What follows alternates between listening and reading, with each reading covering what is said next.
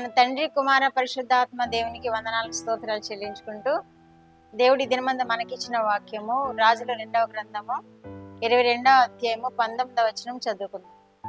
నేను చెప్పిన మాటలను నీవు ఆలకించి మెత్తని మనస్సు కలిగి యెహోవా సన్నిధిని దీనత్వము ధరించి నీ బట్టలు చింపుకొని నా సన్నిధిని కన్నీళ్లు రాల్చితివి గనుక నీవు చేయు మనవిని నేను అంగీకరించి ఉన్నాను. దేవుడి వాక్యం ద్వారా మనల్ని దీవించునుగాక.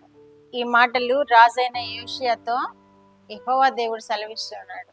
ఈ యోషియా కాలంలో, యోషియా పరిపాలన కాలంలో మందిరంలో ఒక ధర్మశాస్త్రము దొరికింది. అది తీసుకుని వచ్చి యాజకులు రాజుగారికి అప్పచెప్తారు. రాజుగారు దీన్ని తీసుకుని వెళ్ళి ప్రవక్త దగ్గరికి విచారణ చేయండి అని పంపించినప్పుడు దేవుడు ఆ ధర్మశాస్త్రం అనుసరించకుండా ఉన్నవారు కాబట్టి వారిని శిక్షించక మానను అని తెలియచేసిన మాటలను విని ఈ యోషియా రాజు ఎలా ప్రార్థన చేశాడు చూడండి.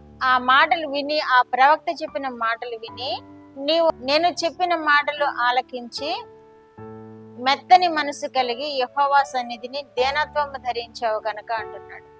యెహోవా ఆ పట్టణాన్ని, ఆ ప్రజలను నాశనం చేస్తానని తెలియచేశారు. ఎందుకంటే దానిలో ఉన్న ధర్మశాస్త్రానుసారంగా ఆ ప్రజలు నడుచుకోవటం లేదు కాబట్టి దేవునికి కోపం వచ్చింది. కోపం వచ్చి ఆ పట్టణాన్ని, ఆ ప్రజలను నాశనం చేస్తానని తెలియచేశారు. అప్పుడు యోషియా ఏం చేస్తాడంటే దేవుని సన్నిధిలో మోకరించి తన బట్టలు చింపుకుని తన ఉపవాసం ఉండి కన్నీరు విడిచి ప్రార్థన చేస్తాడు. తన కోసము కాదు, తన ప్రజల కోసము ఆ కీడు వస్తుంది ప్రభువా అని దుఃఖపడుతూ ఏడుస్తూ బట్టలు చింపుకొని రాజు ఈ విధముగా ప్రార్థన చేయటం ఇది మనం చూస్తున్నాం. ప్రజల కొరకు ప్రార్థన చేయటం చూస్తున్నాం. యోషియా బాలుడైన యోషియా బాలుడుగానే రాజరికం ప్రారంభించాడు. అయినప్పటికీ దేవునికి ఎంతో ఇష్టమైన కార్యాలు చేశాడు. ఈయన విగ్రహాలను తొలగించాడు, విగ్రహాలను నాశనం చేశాడు. ఇజ్రాయేలీలందరూ దేవుని సేవించే విధముగా ఈయన ఎంతో ప్రయత్నం చేశారు. తరువాత ధర్మశాస్త్రం దొరికినప్పుడు ఆ ధర్మశాస్త్రం చదివించి ఒక ప్రవక్త దగ్గరికి పంపించినప్పుడు ఆమె చెప్పిన మాటలు విని ఈయన తన వస్త్రం చించుకున్నాడు, కన్నీరు విడిచి ఉపవాసం ఉండి ప్రార్థన చేశాడు. అప్పుడు దేవుడు ఈ మాటలు తెలియచేస్తున్నాడు యోషియాకి. నేను చెప్పిన మాటలు నీవు ఆలకించి ఉన్నావు, మెత్తని మనసు కలిగి అంటున్నాడు. మెత్తని మనసు, మనము మెత్తని మనసు ఎవరికి ఉంటుందంటే మనం చూస్తున్నాం. యెరూషలేము నుండి యెరికోకు ప్రయాణం అవుతున్న ఒక బాటసారి దొంగలతో దోచుకోబడి కొనవూపిరితో పడి ఉన్నప్పుడు అటువైపుగా ఒక యాజకుడు వెళ్తాడు, ఒక లేవీయుడు వెళ్తాడు. కానీ వారికి ఆ మెత్తని హృదయము, అతని మీద జాలి కలుగలేదు. ఒక సమరయుడు వెళ్తాడు. ఆ సమరయుడు చూచి ఆయన్ని లేవదీసి ఆయన పుండ్లు కడిగి ఒక కోటకుళ్ళు వాని దగ్గర అప్పచెప్తాడు. ఇప్పుడు మెత్తని మనసు ఎవరికి ఉందంటారు? అటువైపు మొదటగా వెళ్ళిన యాజకుడికి లేదు, తర్వాత వెళ్ళిన లేవీయునికి లేదు, ఒక సమరయునికి మెత్తని మనసు. అంటే శ్రమ ఏదైనా కలిగినప్పుడు దానిని సహించుకోలేక సహాయపడే మనసు. అలాగే ఇక్కడ ఇశ్రాయేలీయులకు శ్రమ కలుగుతుంది అని తెలిసినప్పుడు రాజు సహించుకోలేక మెత్తని మనసు కలిగి యెహోవా యొద్ద ఏడుస్తూ ప్రార్థన చేశాడు. మనము కూడా అటువంటి మెత్తని మనసు కలిగి ఉన్నప్పుడు దేవుడు మనల్ని కూడా ఈ విధముగా యోషియాకి సహాయం చేసినట్లు మనకు కూడా సహాయం చేస్తాడు. ఇతరులు ఎవరైనా బాధల్లో ఉంటే మనము కూడా వారి నిమిత్తమే విజ్ఞాపన చేసినప్పుడు, ప్రార్థనలు చేసినప్పుడు దేవుడు మనకున్న మెత్తని మనసును చూచి మనకి జవాబిస్తాడు. ఆ ప్రజలకు సహాయం చేస్తాడు, విజ్ఞాపన చేసినందుకు మనకు కూడా సహాయం చేస్తాడు. యోషియా విజ్ఞాపన చేసినప్పుడు ఆ ప్రజలకు సహాయం చేశాడు, అలాగే యోషియాకు కూడా సహాయం చేశాడు దేవుడు. నేను కీడుని రప్పిస్తాను కానీ నీ కాలంలో రప్పించను అంటాడు. కాబట్టి మనము ప్రార్థనలు చేయడం వలన, ఉపవాస ప్రార్థనలు చేయడం వలన మనకి ఏం మేలు కలుగుతుందో చూసారా? ఉపవాస ప్రార్థనలు చేయడం వలన, మనం ఇతరుల కోసం చేయడం వలన కూడా మనకి ఏం మేలు కలుగుతుందో చూసారు కదా ఇక్కడ. కనుక దేవుడు తన మెత్తని హృదయం తెలుసుకున్నాడు, తన సన్నిధిని దీనత్వము ధరించి ఉన్నట్లు తెలుసుకున్నాడు. తన బట్టలు చింపుకొని చేసిన విజ్ఞాపన కన్నీళ్లు విడిచిన విజ్ఞాపన చూచాడు దేవుడు.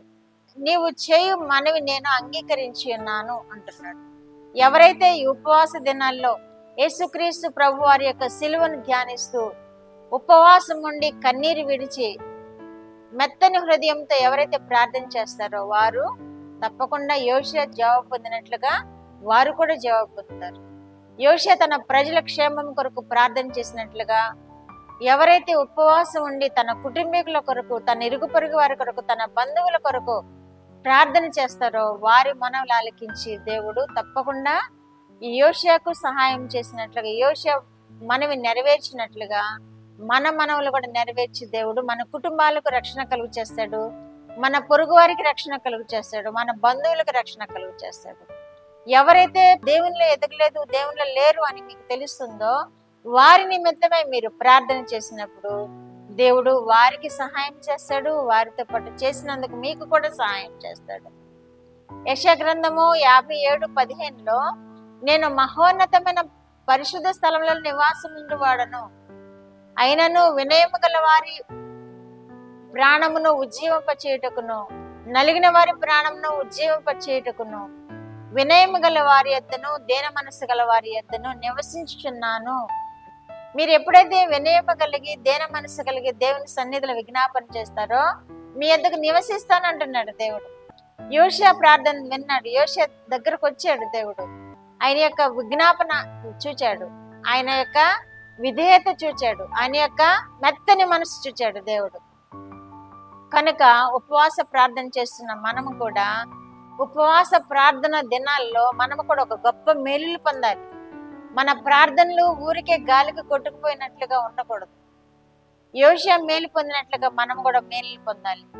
యోషియా తన ప్రజల కొరకు మేలు పొందినట్లుగా, తన కొరకు మేలు పొందినట్లుగా మనము కూడా మనం ఎవరి నిమిత్తమైతే ప్రార్థన చేస్తున్నామో వారు మేలు పొందాలి. మనము దీన మనసు కలిగి ప్రార్థనలు చేద్దాం. ఈ 40 దినాలు మన జీవితాల్లో వృధాగా గడిచిపోనివ్వద్దు. ఈ ఉపవాస దినాలు, ఈ శిలువ ధ్యాన దినాలు మన జీవితంలో వ్యర్థముగా గడిచిపోకూడదు. ఎవరికైతే మేలులు కావాల్సి ఉన్నదో, ఎవరైతే ఇంకా రక్షణ లేకు ఉన్నారో, ఎవరైతే ఇంకాను లోకంలో కలిసిపోయి జీవిస్తున్నారో వారి కొరకు మీరు ప్రార్థనలు చేసినప్పుడు వారిని రక్షిస్తాడు దేవుడు, మిమ్మల్ని కూడా కాపాడుతాడు, ప్రతి కీడు నుండి తప్పిస్తాడు. వినుచున్న బిడ్డలందరూ అట్టి ప్రార్థనలు కలిగి ఉందిరుగాక. ఆమేన్. ప్రార్థన. మా దేవా, మా ప్రియ పరలోక ప్రభువా, మీ పరిశుద్ధ పాదములకు వందనాలు, స్తోత్రాలు. మా రక్షకుడు అయిన యేసుక్రీస్తు దేవా స్తోత్రములు, పరిశుద్ధాత్మ దేవా స్తోత్రములు. ఇచ్చిన వాక్యము కొరకు స్తోత్రములు ప్రభువా. ఎవరైతే నైనా బలహీనలుగా ఉండి ప్రార్థన చేస్తున్నారో వారి మనల్ని ఆలకించి స్వస్థపరచండి. ఎవరైతే కుటుంబాల్లో లోటు కలిగి ప్రార్థన చేస్తున్నారో వారి లోటును తీర్చండి. ఎవరైతే యవన బిడ్డల కొరకు ప్రార్థన చేస్తున్నారో వారి యవన బిడ్డలను మీ కృపలో నడిపించుకోనండి. మీరే మహిమ పొందమని యేసుక్రీస్తు వారి పేరిట ఈ మనవులు మీ పాదములతో వేడుకుంటున్నాను పరమ తండ్రి. ఆమేన్.